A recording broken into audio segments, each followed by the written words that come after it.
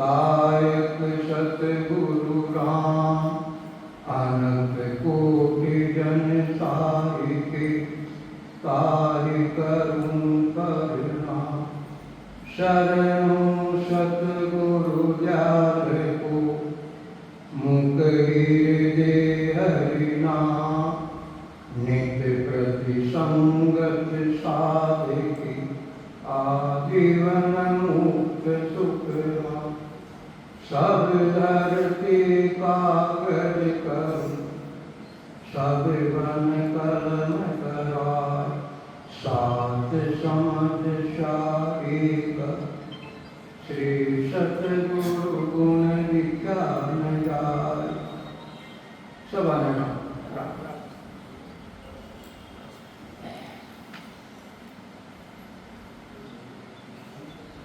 अजर लोक से मैं चल आया, बीपर के घर जामा पाया।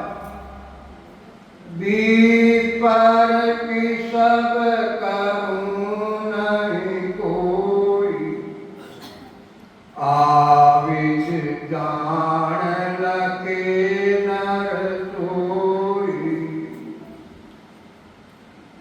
अजर लोक से मैं चल आया, ये परमात्मा की सत्ता, जिसको ने अंशर कहते हैं, जिसको निज नाम कहते हैं, जिसको सत शब्द कहते हैं, ये सत शब्द, ये परमात्मा की सत्ता अजर लोक से आई। और वो कहाँ आई? अजर लोक से चलकर और कर्ता पद में आई। और कर्ता पद में आने के बाद में परमात्मा की सत्ता का ऐसा पराक्रम है कि ऐसी जीव आत्मा को ढूंढती है जिसमें किसी प्रकार का कर्मों का आवेश नहीं है, ना उसमें शुभ कर्म और ना उसमें अशुभ कर्म। ऐसी जीव आत्मा को ये सत्ता ढूंढती है और फिर उस शरीर के अंदर ये प्रवेश कर जाती है।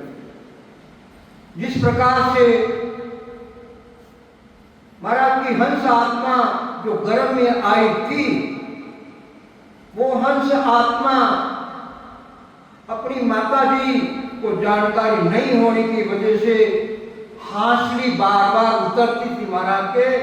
और उस दिन गांव में वो माता जी बूढ़ी मालन थी, वो नहीं होने की वजह से अपनी माता जी जो भक्तोबाई जी थे, उन्होंने महाराज की हांसली को बिठाने की कोशिश की, मगर जानकारी नहीं होने की वजह से गले की नसा दब गई और दबने की वजह से वो हंस आत्मा निकल गई। और निकलने के बाद में मृतदेही को काफी समय तक माता जी ने महाराज की मृतदेह को अपनी गोद में रखा।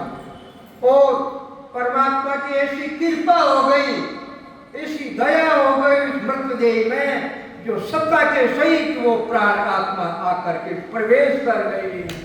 और उसी का पराक्रम था महाराज के पास, सारा पराक्रम उसी का था जो सत्ता की साथ प्राण आत्मा मृतदेह में प्रवेश कर, वो पराक्रम था। और उसका पराक्रम देखिए आप, विक्रम संवत 1791 की साल में, जिस वक्त महाराज की आयु 8 साल की थी और बच्चों के साथ खेल रहे थे महाराज, और उस समय के अंदर स्वयं परमात्मा सतगुरु का रूप धारण करके आए। और यूं ही दृष्टि पड़ी, दिव्य पाठ हुआ, नजर टिकी और त्यों ही महाराज के वो शब्द बंकनाल में उलटने लगे, बंकनाल में शब्द उलटने लगे और महाराज के अणबें खुल गई।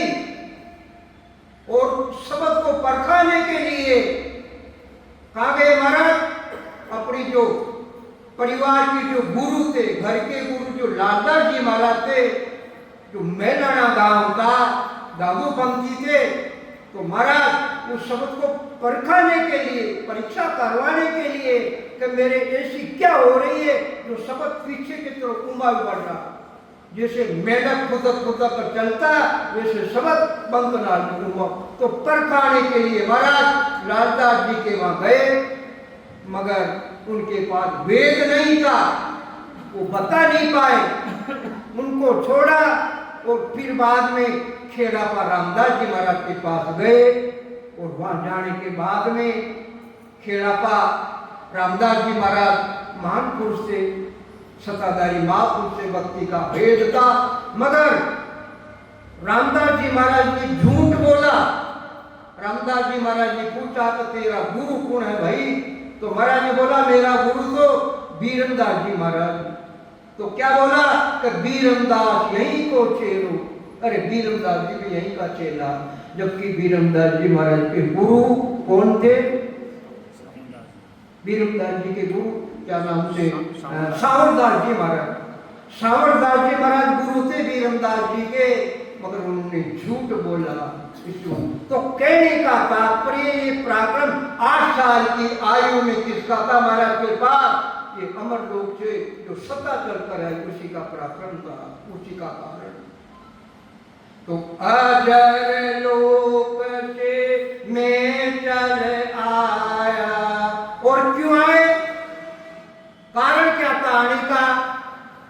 ऐसी कौन सी तकलीफ थी यहाँ पर? ऐसी कौन सी दुविधा थी यहाँ आने का? कारण क्या था? इसका बहुत बड़ा भारी कारण था। वो कारण क्या था? जम जालम की त्रास से हंसा करे पुकार, सुखिया सायब आविया ले जन को अवतार। सुखिया सायब आविया ले जन को अवतार। जमजालम की त्रास, यमराज की त्रास, यमराज की तकलीफ, यमराज की वेदना जो हंस प्रति की जीव आत्मा सहन नहीं कर पाए। तकलीफ सहन थोड़ी होती। अगर आज किसी के 2-4 खींच कर रैपट मार दी जाए तो विचार को कैसी तकलीफ होती है। तो यमराज ऐसा जमजालम है, बड़ा जबरदस्त यमराज है, और उसकी धाक 3 लोग 14 भवन में है।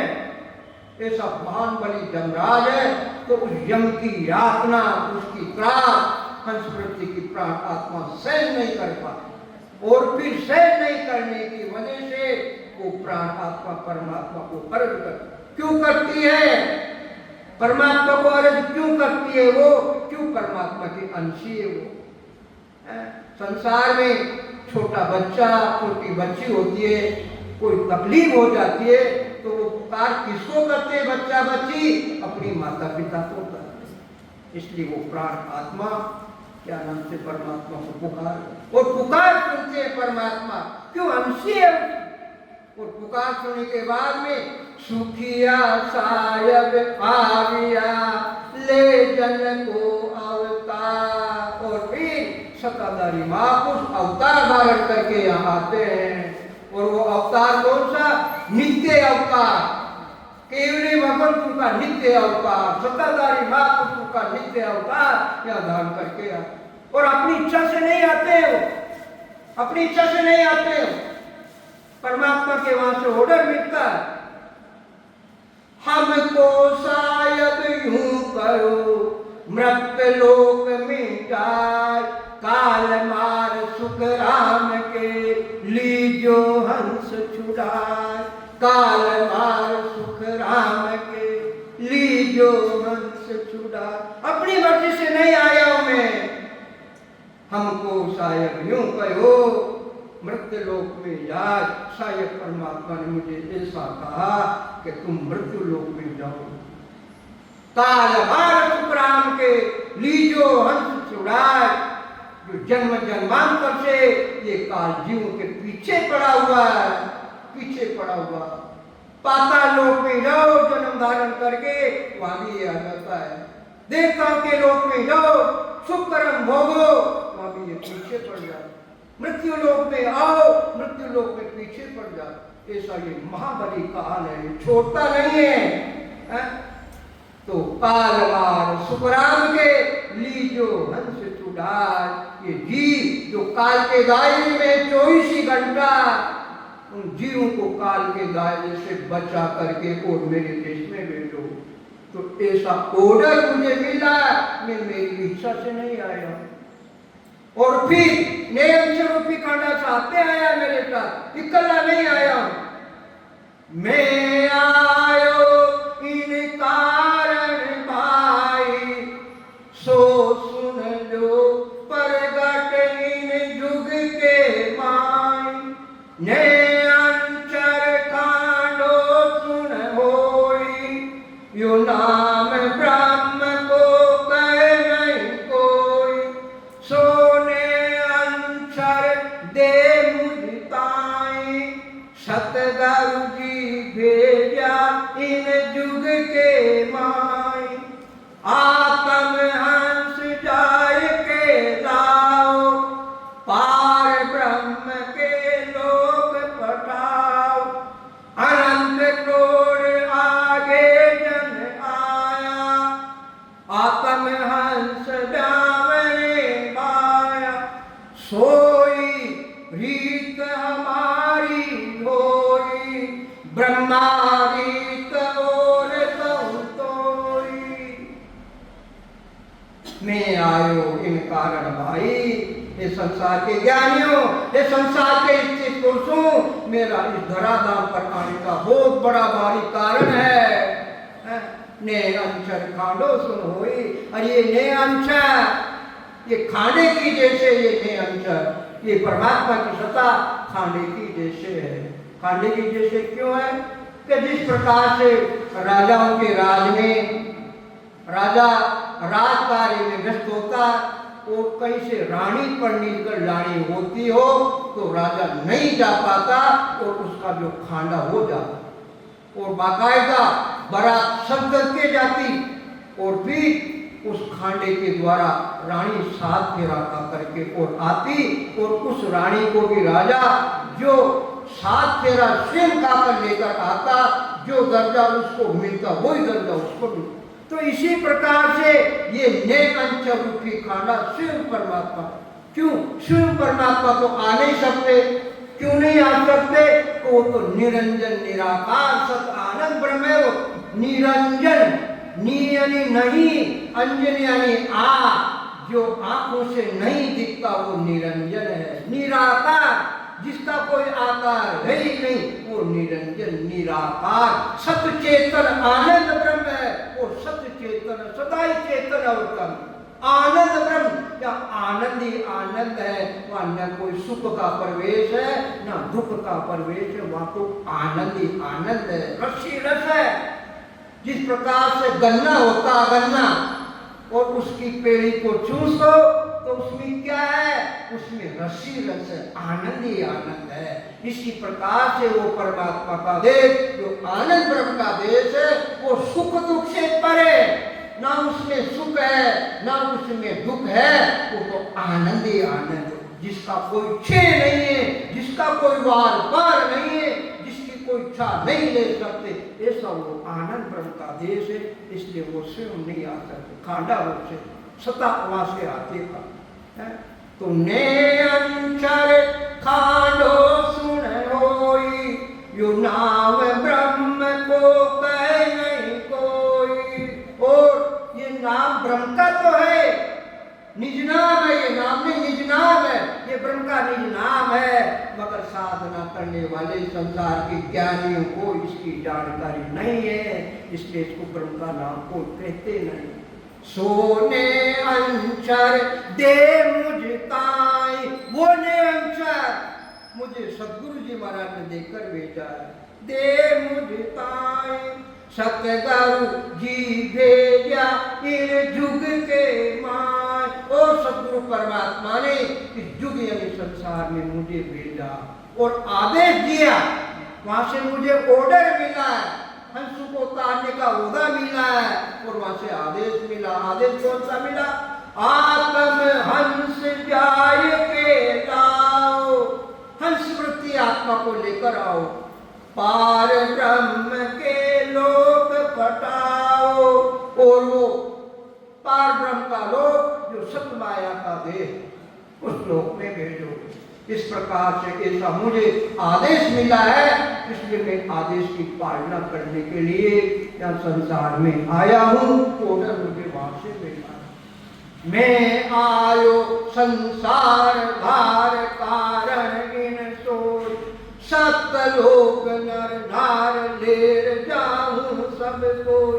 सुख राम कहे सत स्वरूप की आज्ञा मुझ होय। हंस हंस सब भेज दो जुग में रखो मत कोई। हंस हंस सब भेज दो जुग में रखो मत को। मैं आयो सत्ता रूप से कह रहे महाराज, मैं सत्ता के साथ यहाँ आया हूँ। और क्यों आए? मैं आयो संसार धार कारण इन सोच। वहां से दृढ़ निश्चय करके आया हूँ, दृढ़ निश्चय। और ऐसा निश्चय दृढ़ करके आया हूँ कि मेरे दृढ़ निश्चय को संसार की किसी की ताकत नहीं है तो मुझे विचलित कर दे ज्ञान से। ऐसा वहां से मैं दृढ़ निश्चय करके आया हूँ। और वो कौन सा निश्चय?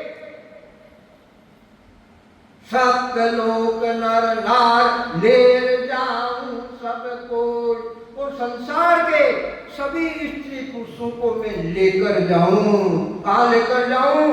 वो पारब्रह्म का जो लोक वहां लेकर जाऊं। ऐसा मुझे आर्डर मिला, ऐसा वो शत्रु परमात्मा का क्या नाम से आदेश मिला है। इसलिए मैं आदेश की पालना करने के लिए सत्ता संसार के अंदर में आया।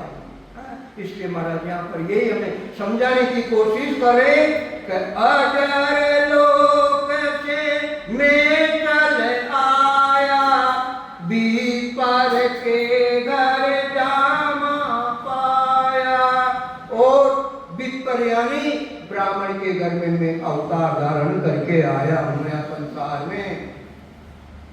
बीपर की सब तरुण नहीं कोई, आविद जान लखे नर सोई।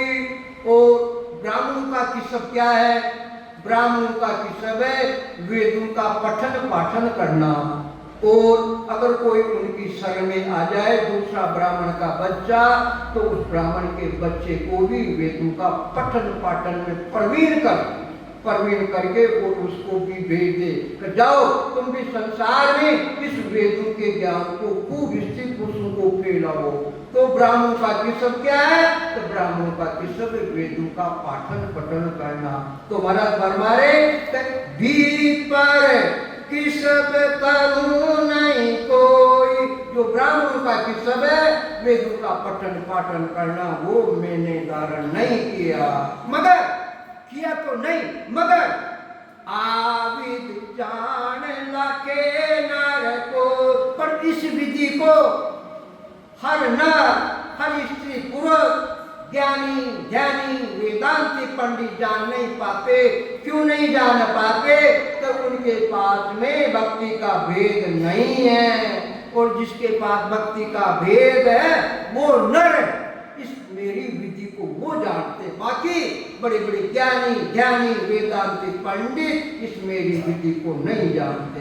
ऐसी मेरे पास विधि है जो सतगुरु जी महाराज की कृपा से वो मिली हुई। बीपर की सब सबे चिटकाया, राम नाम हृदय लिवलाया। देश देश का हंसा आवे, न्यारी बासा के बेन सुनावे। बीपर की सब सबे छिटकाया। विप्रों का जो किसब है, विप्रों का जो काम है, वो मैंने सारा ही छोड़ा, धारण नहीं किया। और इसकी जगह क्या किया मैंने? राम नाम हृदय लिवलाया। ये राम जी महाराज का नाम, ये ब्रह्म का नाम, प्यारा नाम, मीठा नाम, इस नाम को मैंने हृदय में धारण किया, अंतर में धारण किया, अंतर में हृदय में धारण किया। और रात दिन इसी नाम की टेर लगाई, रात दिन इसी नाम को रटा। और 1-2 साल नहीं रटा, 18 साल तक रटा मैंने। निस्दिन जोर भजन हम कीनु बरस 18 ताई बे पाड़ पत्थर पर आसन मेरा रे नींद नहीं लीवी निश दिन जोर भजन हम कीनु निश दिन यानी रात दिन परमात्मा की भक्ति में निस्वार्थ और उस्वास से इस ब्रह्म के नाम को रटा और बरस 18 ताई में और 18 साल तक मैंने भजन किया और पहाड़ पत्थर पर आसन मेरा और मैंने आसन कहाँ लगाया टेकरी पत्थर की टेकरी पर चट्टान के ऊपर नक्की चट्टान पर जिसपे कोई किसी प्रकार का आसन नहीं था नक्की चट्टान पे आसन लगाया और रे नींद नहीं लीवी वे और रात्रि को मैंने नींद भी नहीं निकाली तो देखो महाराज के पास कैसा पराक्रम था ऐसे महान पुरुषों ने नींद को भी जीत लिया महाराज ने नींद को जीत लिया 18 साल तक नींद भी नहीं निकाली विचार करो 18 साल कितना होता है 1.5 युग होता 18 साल 1.5 युग होता विचार करो कैसी महाराज की दया थी हमारे ऊपर 18 साल तक नींद भी नहीं निकाली और हम 18 साल छोड़कर 18 घंटा साधना नहीं कर पाते मगर सदगुरु की दया है हमारे ऊपर बड़ी बड़ी मेहर है जो ये सीधी सड़क ये शीशी की सीधी सड़क बना दी हमारे लिए जो किसी बात की तकलीफ नहीं है 3 घंटा निज में लगाकर साधना करो 3 घंटा तो ऐसी सदगुरु की दया है हमारे ऊपर 3 घंटा में वो परमात्मा की सत्ता प्रकट हो जाती है जिन महान पुरुष ने 18 साल तक क्या नाम से नक्की चट्टान पे साधना की और आज हमें 18 साल तक साधना करने की जरूरत नहीं है ये सीसी रोड ये डामर रोड सीधी महापुरुषों ने सीधी हमें बनाकर दे दी मगर दुर्भाग्य है हमारा इस सीसी रोड पर इस डामर रोड पर हम नहीं चल पाते ये हमारा दुर्भाग्य मगर सदगुरु की तो हमारे पर बहुत बड़ी बड़ी कृपा है तो विचार करो कैसी दया हमारे ऊपर सदगुरु की बीपर की सब वेद चारी तिनमें बांधिया जुग संसारी पिंड पे भूला और भुलाया दिशा भूल के बालक आया बीपर की सब वेद चारी ब्राह्मण का किस्सा है चारों वेद का पठन पाठन करना जो ब्रह्मा जी के द्वारा चारों वेदों की रचना हुई क्योंकि रचना वेदों की कि ये मेरे जीव जो पिता है ब्रह्मा जी हमारे जगत के पिता है ये मेरे जीव संसार में किस प्रकार से सुखी रहे जिस प्रकार से हमारी कामना होती है कि मेरी 7 पीढ़ी संसार में कैसे सुखी रहे 7 पीढ़ी का हम धन एकत्रित करते ऐसी हमारी कामनाएं होती कि दुख नहीं पाए हमारी पीढ़ी इसी प्रकार से जगत पिता ब्रह्मा संसार के पिता होने की वजह से उनके मन में कामनाएं जागृत हुई कि ये मेरी संतान तीनों लोगों में किस प्रकार से यहाँ सुखी पूर्वक रहे और वो सारा सुख वेदों के ज्ञान में बताया है कि किस प्रकार से वेदों के ज्ञान को धारण करे और ये जीव यहाँ सुख पाए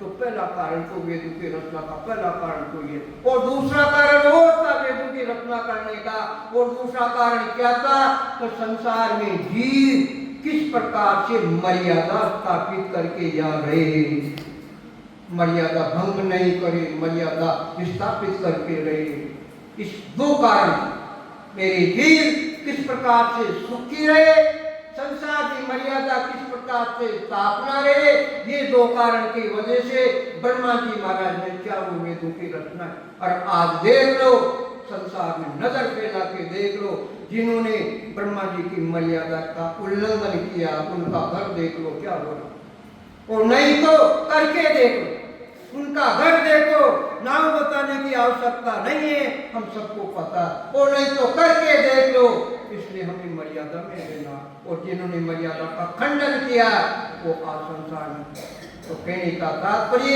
ये मर्यादा बनाई हुई है ब्रह्मा जी ने, वो हमारे जगत के माता पिता है और वो हमारे गुरु भी है भाई, गुरु भी है। जो गुरु के कहने में नहीं चलता, जो गुरु ज्ञान देते उस ज्ञान में नहीं चलता, तो वो शिष्य आगे बढ़ नहीं पाता।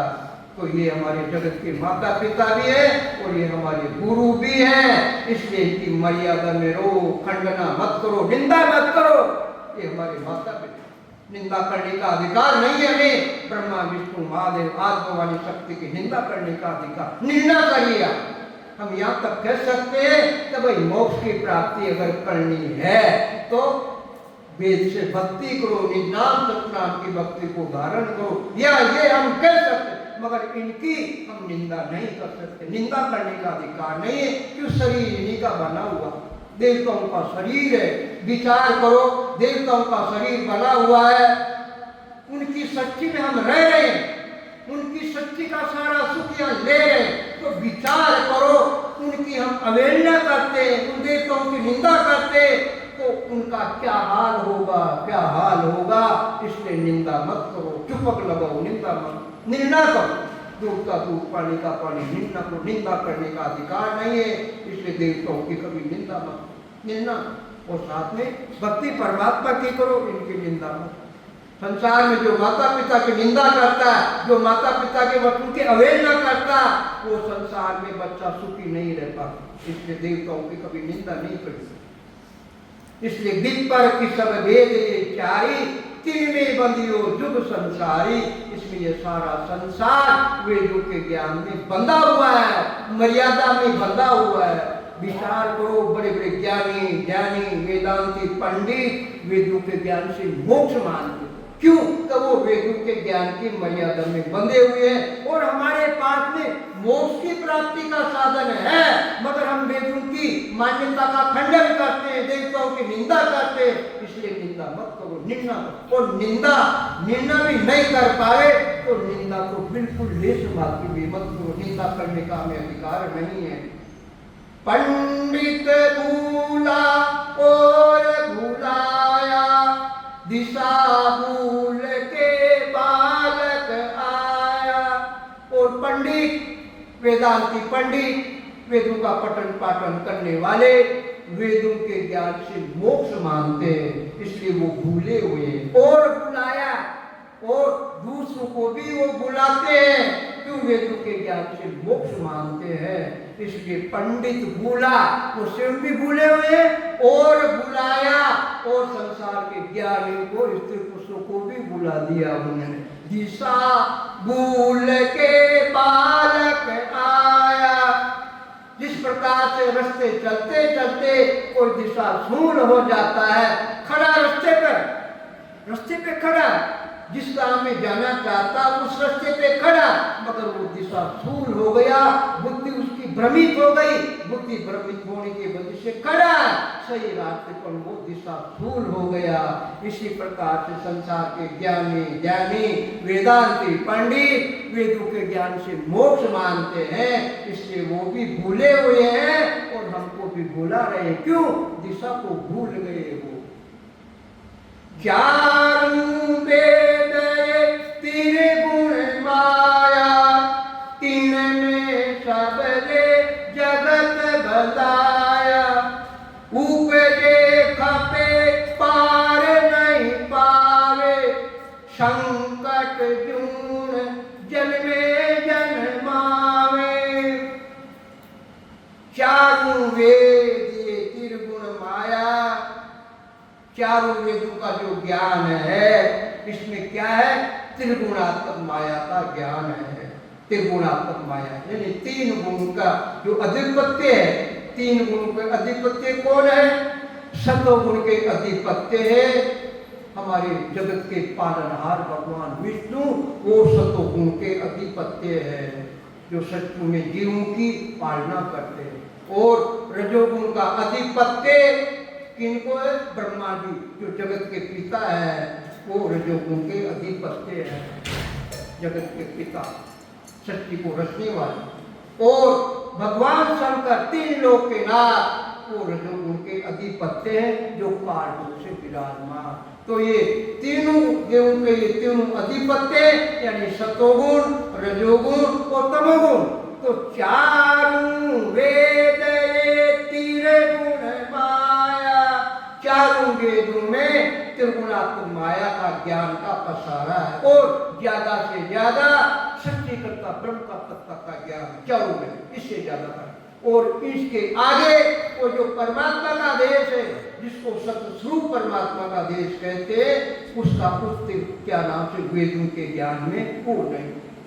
तीन में सबले जगत बताया, और वेदों के ज्ञान में सारा संसार बंधा हुआ है। क्यों कि वेदों का ज्ञान संसार में सुखों की प्राप्ति के लिए बनाया गया है, और यह संसार में जीव आया भी सुखों की प्राप्ति के लिए ही है। इसलिए सारा संसार वेदों के ज्ञान में बंधा हुआ है। ऊपे देखा पे पार नहीं पावे, संकट जून जन्मे जन्मावे। और चारों वेदों के ज्ञान से रात दिन करो, उपजे कपे पार नहीं पावे।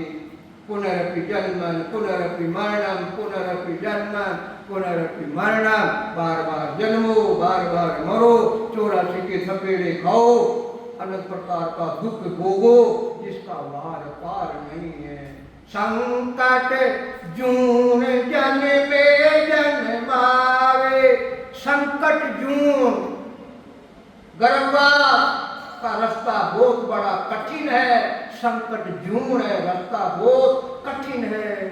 जिस प्रकार से राई का 20वां हिस्सा रास्ता होता है, उस राई के 20वें हिस्से में बारीक से बारीक मच्छर भी पार नहीं हो पाता है। इसी प्रकार से संकट जूनी में हम अनंत बार आ चुके, और अभी भी वेदों के ज्ञान को पठन पाठन करेंगे रात दिन, और इसी से मोक्ष मानेंगे, तो ये संकट जून का दुख कभी मिटने वाला नहीं है। इसलिए वेदों के ज्ञान के द्वारा संकट जून जन्मे जन्मावे, बार बार माँ के गर्भ में आओ तो नाना प्रकार के दुख भोगो, जिनका वार पार नहीं है, जिनका छे नहीं है।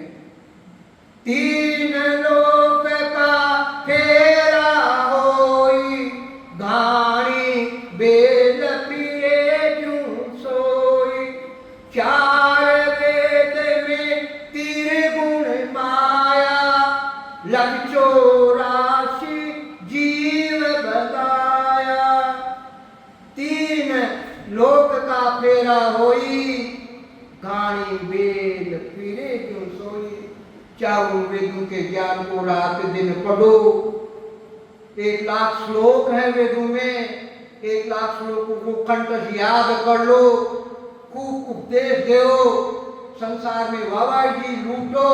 अरे भाई क्या बात है, इतना बढ़िया सुनाया, कभी ऐसा तो हमने सुना ही नहीं।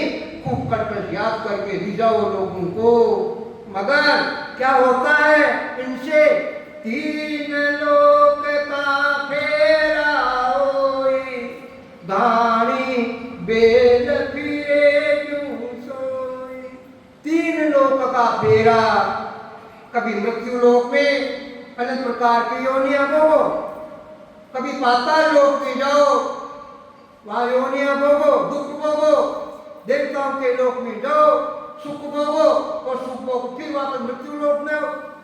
जिस प्रकार से घाणी के अंदर बेल फिरता है, प्रातःकाल उसका मालिक आग पे पट्टी बांध देता, और फिर वो बेचारा भूखा प्यासा सुबह से लेकर सायंकाल तक चारों ओर फिरता रहता, और विचार करता है कि हो सकता आज मैंने 100-200 किलोमीटर के सफर तय कर ली, और जब उसकी पट्टी खोलता वो मालिक, तो वो बेचारा जाता जाए खड़ा मिलता। वो स्थिति वेदों का ज्ञान को करने वाले की है, जो के नाम से एक पांडवी आगे नहीं बढ़, एक पांडवी नहीं बढ़। ऊट बंदा रोइदन, रोजाना गीता जी का पाठ करने वाला रोजा गीता जी का पाठ ही करे, रामायण का पाठ करने वाला रामायण का पाठ ही करे, और यहाँ तक संतवाणी का पाठ करने वाला संतवाणी का पाठ ही करेगा, मगर बिना भेद के बिना एक पाउंडा भी नहीं बन पाता, बिना भेद के। और जो वेद से भक्ति करते वो आगे बढ़ते, हजारों पाउंडा आगे रोजाना बढ़।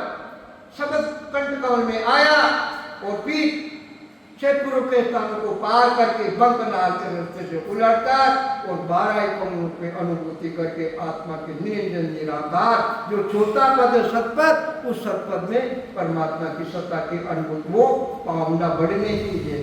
और ये ज्ञान कलियों का ज्ञान ज्ञान का कहीं है, एक पेड़ भी आगे नहीं बढ़ पाता। तीन लोक गाड़ी जू पेरा उदे आत जू होए निवेरा, सब दिन दौड़ पेड़ नहीं जावे, जा जूते जाही छिटकावे। जो स्थिति गाड़ी के वेद की होती है वही स्थिति वेदों के पठन पाठन के द्वारा वो स्थिति है जिस प्रकार से गाड़ी का वेद एक पाउंडा आगे नहीं बढ़ता, इसी प्रकार से वेदों का पठन पाठन करने वाला साधना करने वाला वो भी एक पाउंडा आगे नहीं बढ़ता। जब का तय रोजाना वही का वही खड़ा है, रोजाना 30 दिन वही काम करता, वही का वही खड़ा है। बाहर क्रिया वो विद करे, जाऊ उपजे चाही फिर खपे, तीन लोक में तेरे गुण माया, ब्रह्म धाम छोटे पद भाया। बाहर क्रिया वो विद करे, प्रातःकाल ब्रह्म मुहूर्त में उठते हैं, स्नान करते हैं, मंदिर में जाते हैं, ठाकुर जी के दर्शन करते हैं, तिलक छापा लगाते हैं, भोग लगाते हैं, आरती उतारते हैं और फिर वो का वो काम 30 दिन कर। अनेक प्रकार की क्रियाएं, अनेक प्रकार का शुभ काम, अनेक प्रकार के कलियों का ज्ञान जिसका छे नहीं है, जिसका वार नहीं है, तो ये अनेक प्रकार की बाहर क्रियाएं कर। और फिर उनका पराक्रम कितना है, जा उपजे ताई फिर खपे। और फिर अंत में क्या होता है, 84 के बंधन से मुक्ति नहीं मिलती है। और जा उपजे ताई फिर खपे, फिर वापस पुनरपि जन्मन पुनरपि मरणम, बार बार माँ के गर्भ में आओ और अनेक प्रकार का दुख भोगो। ये दुख से छुटकारा 3 काल में भी नहीं होता। तीन लोक में तेरे गुण माया, ब्रह्म धाम छोटे पद पाया। और तीनों लोकों में तो वही चीज है, त्रिगुणात्मक माया का पसारा। और इस त्रिगुणात्मक माया के पसार में दुख ही दुख है, संकट ही संकट है, कलेश ही कलेश है, जिसका वार पार नहीं है। और ब्रह्म धाम छोटे पद पाया, और वो चौथा पद सत्सु परमात्मा का भेद, उस चौथे पद में त्रिगुणात्मक माया का पसारा नहीं है। उस चौथे पद में किसी प्रकार का संकट नहीं है, उस चौथे पद में किसी प्रकार का लेश मात्र दुख नहीं है। वो ऐसा ब्रह्मधाम चौथे पद भाया। अरे भाई वो ब्रह्म लोक वो छोटा पद ऐसा है, पर वहां जाने के लिए पचाई करनी पड़ती है। पचाई रात दिन पचाई करो, 30 दिन पचाई करो, साथ से भक्ति करो और उस परमात्मा की सत्ता की अनुभूति करो। जब जाकर वो चौथे धाम की प्राप्ति होती है, और वो भी जीते जी होती है भाई, मरने के बाद नहीं, जीते। और जो जीते जी चौथे धाम की प्राप्ति जो जीते जी कर लेते, वो मरने के बाद में निश्चित रूप से चौथे धाम की प्राप्ति हो।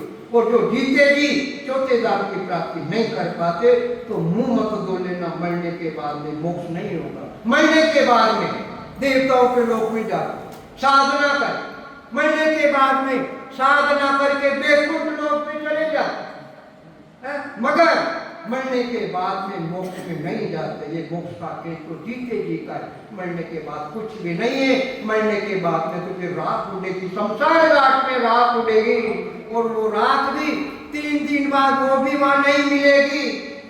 उसको भी बांध कर और कहीं दूर नदी तालाब में डाल देंगे, और फिर शमशान घाट में एक हमारा हड्डी का किचरा भी नहीं मिलेगा, उसको भी क्या नाम से गले में धारण करके और हरिद्वार लेके वहां फिर बोला देंगे। तो विचार करो, हमारा निश्चय मात्र भी अब संसार में नाम निशान नहीं रहने वाला है। और जो चौथे पद की जो प्राप्ति कर लेते उनके नाम संसार में अजर हमारे देखो 24 सितंबरों से लेकर और अनंत केवल भगवंत के संसार में आज नाम अमर है। क्यों नाम अमर है?